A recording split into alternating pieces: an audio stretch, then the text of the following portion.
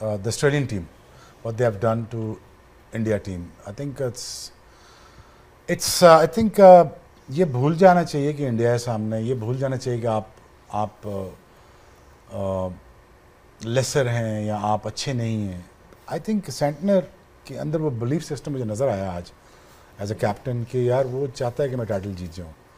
I think but you have to do the right thing at the right times. At the same time I think you gonna have to bear the onslaught. जब Rohit Sharma onslaught पे जाएगा वो आपको neutralise करेगा, आपकी spin bowling को, specially centre के attack करेगा वो. Let's presume that. I think वहाँ पे आपको संभालना, अपने कैरेक्टर को, अपनी टीम को संभालना है. आई थिंक देखें यार, इट्स अगर आप अभी पूछते हैं तो 70-30 है. अगर ऑड्स अगर आप देखते हैं तो India looks the far better side. सही, ठीक है. When it comes to batting and the spinners and comes to maturity, तो मुझे लगता है कि यार they are far better side. But if you bring a game to that day, on that day, and you think that yaar, now we thoroughly deserve that after 35 years or 40 years, यार हम कोई world cup नहीं जीते तो इसका ये मतलब नहीं है कि वो अच्छी टीम नहीं है. ठीक है. तो जी अच्छा जी, तो ये जैसे आपने ऑब्वियसली टच अपॉन किया कि सेंटर के अंदर एक बिलीफ है. एक और चीज़ जो उनको निगेट करनी पड़ेगी वो है इंडिया का spin attack. I mean that's going to be the key battle here कि जी उनके पास 4 स्पिनर्स हैं, न्यूजीलैंड के पास बैट्समैन हैं जो बहुत अच्छे हैं, लेकिन वहाँ पे अभी तक जितने भी हमने मैचेस दुबई में देखे हैं, चाहे वो अक्षर पटेल हो गए, चाहे वो कुलदीप हो गए, चाहे वो वरुण हो गए, सब ने अपना रोल निभाया है and they have got breakthroughs at the right time.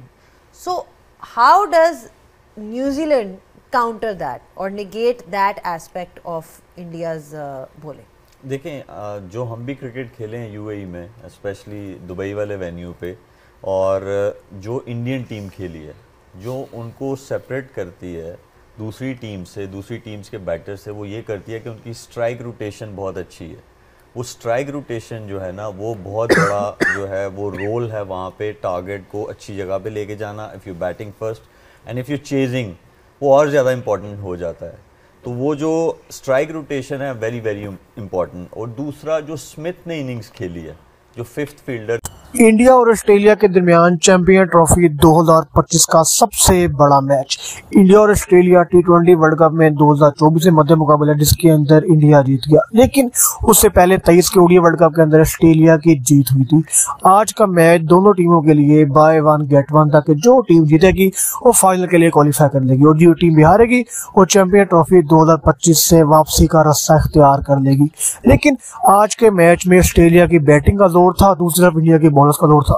Australia team ने बैटिंग की, लग रहा था कि ट्रेविस हेड फेंटा लगाएंगे और आगाज में ट्रेविस हेड ने शानदार बैटिंग भी की, लेकिन जैसे ही वरुण चक्रवर्ती ने ट्रेविस हेड का शिकार किया उसके बाद से ऑस्ट्रेलिया की टीम डूबती चली गई.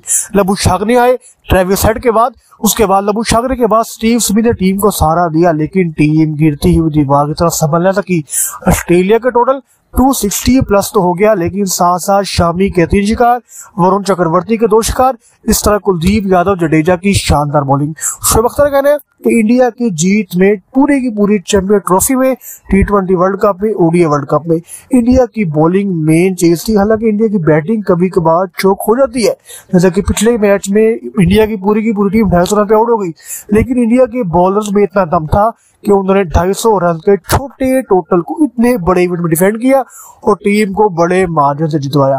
विक्रांत गुप्ता कह रहे हैं कि आज का मैच डिसाइड कर देगा कि इंडिया टीम कहां पर खड़ी है. आज के मैच में जो इंडिया टीम ने बॉलिंग की है उससे एक बात क्लियर हो गई है कि 2024 से लेकर 2025 के अख्ताम तक इंडियन बॉलर्स के सामने कोई भी टीम टिक नहीं पाई. 2023 का ओडीआई वर्ल्ड कप हो, उसमें सिर्फ इंडियन बॉलर्स एक मैच हारे फाइनल का. 2024 का कंप्लीट वर्ल्ड कप, 2025 की चैंपियन ट्रॉफी, तमाम सीरीज इंडियन बॉलर्स एक भी मैच नहीं हारे. यही एबिलिटी है कि जिसकी वजह से इंडियन टीम के बॉलर्स दुनिया के नंबर 1 बॉलर्स. इंडिया बार बार ये बात करें, ऐसा नहीं कि इंडिया को हराने के तरीके ढूंढ रहे हैं, but of course there are unbeaten side, so you will always look at what are the ways to beat someone who has not been tested. India एक बार फाइनल में आके हारा था अनबीटन ऑस्ट्रेलिया से, वाज अ फुल साइड. आपने match शायद देखा होगा, पिछला वाला छोटा स्कोर था 249, 205 पे आउट हो गई थी न्यूजीलैंड. विकेट स्पिनर्स को लूज की. What can they do differently in terms of mindsets before taking that flight tomorrow? Or Just tonight look maybe? at the Australian team, what they have done to India team. I think I think ये भूल जाना चाहिए कि India है सामने, ये भूल जाना चाहिए कि आप लेसर हैं या आप अच्छे नहीं हैं. आई थिंक सेंटनर के अंदर वो बिलीफ सिस्टम मुझे नज़र आया आज एज अ कैप्टन कि यार वो चाहता है कि मैं टाइटल जीत जाऊँ.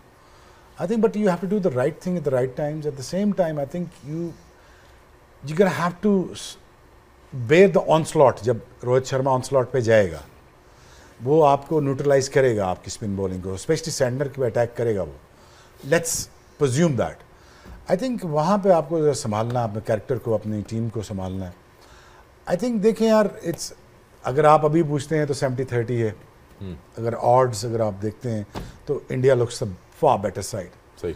ठीक है, when it comes to batting and the spinners and comes to maturity, तो मुझे लगता है कि यार they are far better side. But if you bring your A game to that day, on that day, and you think that यार now we thoroughly deserve that after 35 years or 40 years, यार हम अगर कोई world cup नहीं जीते तो इसका ये मतलब नहीं है कि वो अच्छी टीम नहीं है. ठीक है. तो जी अच्छा जी, तो ये जैसे आपने ऑब्वियसली टच अपॉन किया कि सैंटनर के अंदर एक बिलीफ है. एक और चीज़ जो उनको निगेट करनी पड़ेगी वो है इंडिया का spin attack. I mean that's going to be the key battle here कि जी उनके पास 4 स्पिनर्स हैं, न्यूजीलैंड के पास बैट्समैन हैं जो बहुत अच्छे हैं, लेकिन वहाँ पे अभी तक जितने भी हमने मैचेस दुबई में देखे हैं, चाहे वो अक्षर पटेल हो गए, चाहे वो कुलदीप हो गए, चाहे वो वरुण हो गए, सब ने अपना रोल निभाया है and they have got breakthroughs at the right time. So how does New Zealand counter that or negate that aspect of India's bowling? देखें, जो हम भी क्रिकेट खेले हैं यूएई में, स्पेशली दुबई वाले वेन्यू पे, और जो इंडियन टीम खेली है, जो उनको सेपरेट करती है दूसरी टीम से, दूसरी टीम्स के बैटर से, वो ये करती है कि उनकी स्ट्राइक रोटेशन बहुत अच्छी है.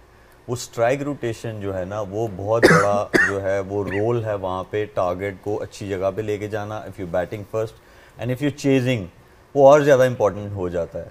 तो वो जो स्ट्राइक रोटेशन है वेरी वेरी इंपॉर्टेंट. और दूसरा, जो स्मिथ ने इनिंग्स खेली है, जो 5th फील्डर था, ही टुक दोज रिस्क्स. वो डाउन द विकेट आए, उन्होंने गैप्स में जो बड़ी पॉकेट्स हैं वहाँ पे जाके उन्होंने प्लेस किया, उन्होंने 2 रन्स लिए.